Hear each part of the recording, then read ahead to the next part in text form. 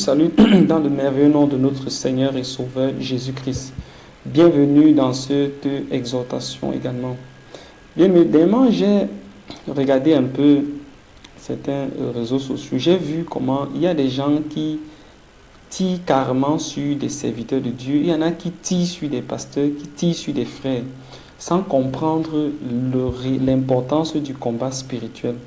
Lorsque nous sommes dans le combat spirituel, un frère ou un pasteur, un homme de Dieu peut poster un message. Et le but du message est de délivrer ceux de nos frères en captivité.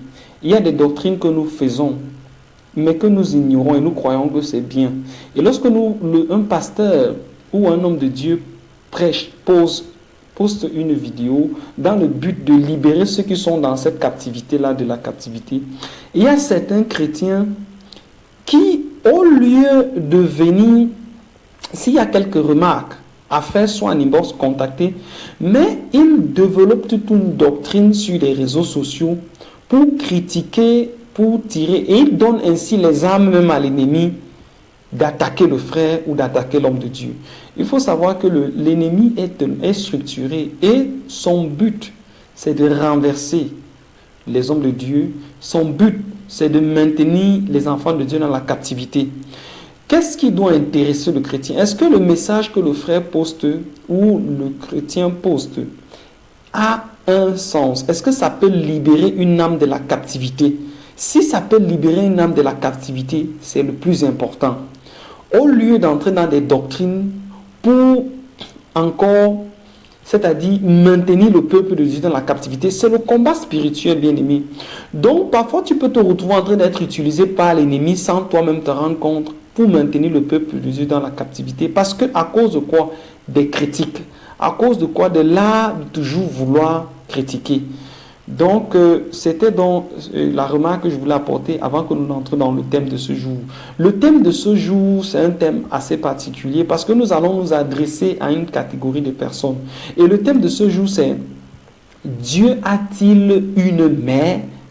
Dieu a-t-il une mère? Pourquoi est-ce que nous posons cette question? Parce qu'il y a une prière très célèbre dans le monde qui dit « Je vous salue Marie, mère de Dieu ». La raison pour laquelle nous avons donc vu ce thème, parce que cette prière dit « Marie, mère », la mère de Dieu. Donc nous allons donc essayer de comprendre, est-ce que Dieu a-t-il une mère? Marie est-elle réellement la mère de Dieu? Nous allons donc voir, nous allons nous limiter exclusivement à ce que la parole de Dieu dit, pas des autres enseignements. Maintenant, allons-y donc dans la parole de Dieu pour essayer de comprendre, est-ce que Dieu a réellement une mère? Pourquoi est-ce que nous disons, cela dit Dieu, mère, Marie, mère de Dieu? Est-ce que Dieu a une mère? Est-ce que Marie est la mère de Dieu? Allons-y. Pour cela, nous allons aller dans le livre de Luc chapitre 1, nous allons lire des versets 26 à 31. Nous lisons ce passage pour essayer de comprendre. L'ange a visité Marie. L'ange, la Bible dit au verset 26, « Or, au 6e mois, Dieu envoie l'ange Gabriel. » Nous comprenons déjà d'entrée de jeu que c'est Dieu qui envoie l'ange. Dieu, dans cette prière, estime qu'il est le fils de cette femme, Marie. La Bible dit, Dieu envoie l'ange Gabriel dans une ville de Galilée, appelée Nazareth, à une vierge fiancée à un homme nommé Joseph, de la maison de David, et cette vierge s'appelait Marie. C'est Dieu qui envoie donc l'ange vers Marie. Nous commençons déjà à comprendre qu'avant Marie, il y a déjà quelqu'un. Dieu est déjà là, existe. Continuons donc. La Bible dit, et l'ange étant entré auprès d'elle lui dit, « Je te salue, toi qui as été reçu en grâce. Le Seigneur est avec toi, tu es bénie entre les femmes. » Cette prière célèbre, vous êtes bénie entre toutes les femmes et le fruit de vos entrailles est béni. C'est d'ici. C'est d'ici qu'il dit, vous êtes bénie entre toutes les femmes. Et ayant vu l'ange, elle fut troublée de son discours et elle pensait en elle-même ce que pouvait être cette salutation. Donc nous comprenons que même Marie ne comprenait pas ce qui se passait.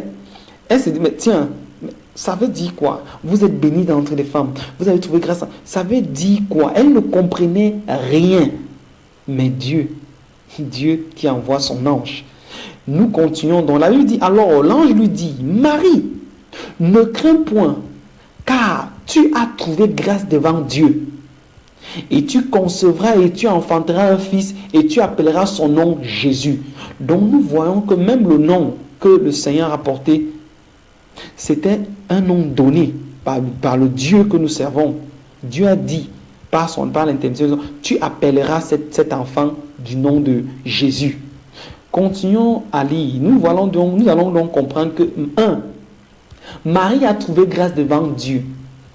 Ça aurait pu être même Joséphine, la Vierge Joséphine, la Vierge Séphonie, la Vierge Huguette, la Vierge Bête, la Vierge, je ne sais pas, Odile, la Vierge, ça aurait pu être n'importe qui. Mais Marie a trouvé grâce. Il est Dieu, il choisit, il fait comme il veut, il a choisi Marie. Marie, c'est elle qui a eu la grâce de porter l'enfant Jésus. Maintenant, Dieu a envoyé l'ange. Donc nous pouvons déjà comprendre que si nous disons Sainte Marie, Mère de Dieu, Dieu qui envoie l'ange parler à sa servante, comment est-ce que sa servante peut être encore la mère de Dieu? Dieu donne également le nom à l'enfant. Allons-y voir donc dans le livre de Révélation, dans Apocalypse chapitre 1, nous allons lire le verset 8, nous allons comprendre qui est Dieu, pour voir si réellement Marie est la mère de Dieu ou si Dieu a une mère. La Bible dit, allons-y d'abord dans le livre de Jean, avant de venir dans le livre d'Apocalypse. La Bible dit, Dieu est esprit. Et il faut que ceux qui l'adorent en esprit et en vérité. Nous comprenons déjà que Dieu n'a pas un corps matériel. Dieu est esprit. Et nous savons que Marie n'accouche pas des esprits. Dieu est esprit. Donc il a un corps immatériel. On ne peut pas le voir. Il est invisible. Dieu est esprit. Marie a accouché, a enfanté l'enfant Jésus. L'enfant Jésus. Marie n'a jamais été la mère de Dieu. Parce que la raison pour laquelle cette prière est célèbre, Sainte Marie, Mère de Dieu, la raison pour laquelle les gens récitent cette prière, c'est qu'en réalité, ils voient Dieu sur le plan charnel.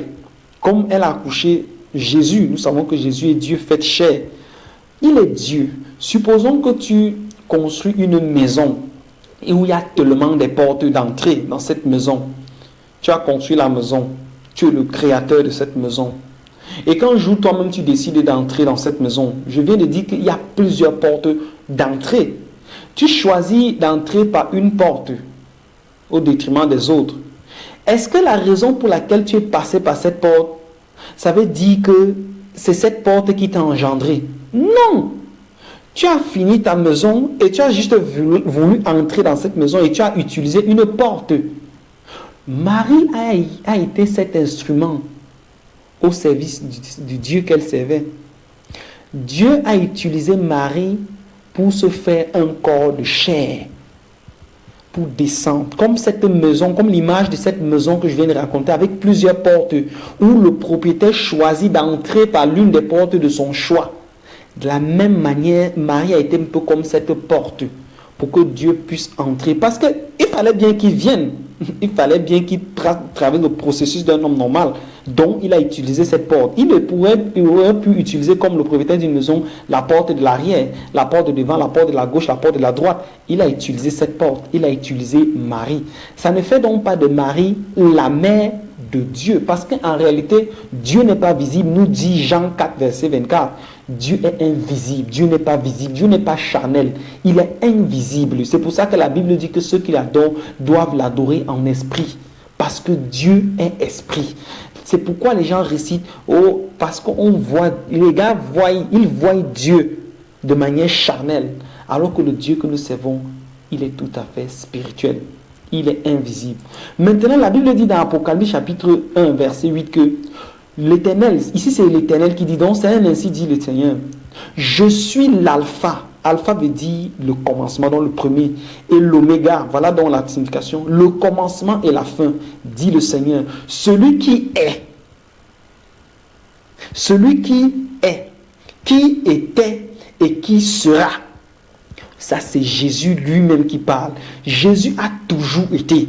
C'est-à-dire avant Marie, Jésus était déjà là. Nous avons compris également, je crois dans 1 Pierre, la Bible nous dit là-bas que les prophètes d'antan ont prophétisé avec l'esprit de Jésus. Jésus les conduisait déjà. C'est Jésus qui a conduit le peuple Israël. Jésus était déjà là. L'Éternel était là. Dieu existait déjà avant Marie. Maintenant, pendant la vie de Marie, Dieu était toujours là. Marie, maintenant, elle est morte. Elle attend également le jour du Seigneur, l'enlèvement. Mais pour le moment, Jésus et il sera toujours. Donc, cette prière qui t'en dit Marie, Mère de Dieu, en réalité, ceux qui récitent cette prière, vous êtes en train de faire de Dieu un menteur. Pourquoi? Parce qu'il dit dans Apocalypse chapitre 1 que il est le commencement et la fin. Mais si tu dis que Marie, Mère de Dieu, en fait, tu es en train de dire à Dieu que non, tu n'es pas le commencement. Avant toi, il y avait quelqu'un, Marie, qui est ta mère. Donc, je vais donc t'encourager, bien-aimé. Je vais t'encourager, toi, mon frère. Je vais t'encourager, toi, ma soeur. Je vais t'encourager, peut-être. L'ennemi te maintient encore captive avec cette récitation. Je vais t'encourager à abandonner cette prière. Parce qu'en réalité, en récitant cette prière, tu es en train de faire de Dieu un menteur. En récitant cette prière, tu es en train de dire au Seigneur que non, tu n'es pas l'alpha, tu n'es pas le commencement, parce que tu as une mère, et c'est cette mère qui est le commencement. Bien-aimé, il est important que nous puissions également comprendre que Jésus-Christ t'aime, Jésus-Christ même. Et son amour pour toi et pour moi est plus grand que le monde. Nous avons besoin véritablement de sentir la grâce de Jésus, parce que chaque jour, Jésus nous démontre encore à quel point il nous aime. Et il nous donne toujours la possibilité de changer. Je vais donc t'inviter à abandonner tes mauvaises voies. Je vais t'inviter à renoncer à tout ce que tu fais. Je vais t'inviter à comprendre que l'enlèvement, c'est pour bientôt. Et c'est celui qui persévérera jusqu'à la fin qui sera sauvé. Je vais aussi t'encourager, toi, à te lever. Je vais t'encourager à te lever et de marcher et d'avancer. Je vais t'encourager à ne pas baisser les bras, car la Bible déclare que la fin d'une chose veut mieux que son commencement. Je bénis le nom de l'Éternel qui a mis dans nos cœurs également ce thème. Et nous prions que Jésus se manifeste puissamment dans nos vies. Nous prions également qu'il nous donne les moyens et les capacités de marcher toujours fidèlement selon sa parole. Nous prions également qu'il nous donne les moyens et les capacités de comprendre sa parole. Nous prions qu'il nous donne les moyens et les capacités de vaincre finalement notre ennemi, qui est cette chair, qui nous empêche et qui nous pousse à poser des actes qui ne l'honorent pas. Je bénis le nom de l'Éternel pour ta vie. Sois béni, sois béni, sois béni au nom de Jésus. Amen. Amen.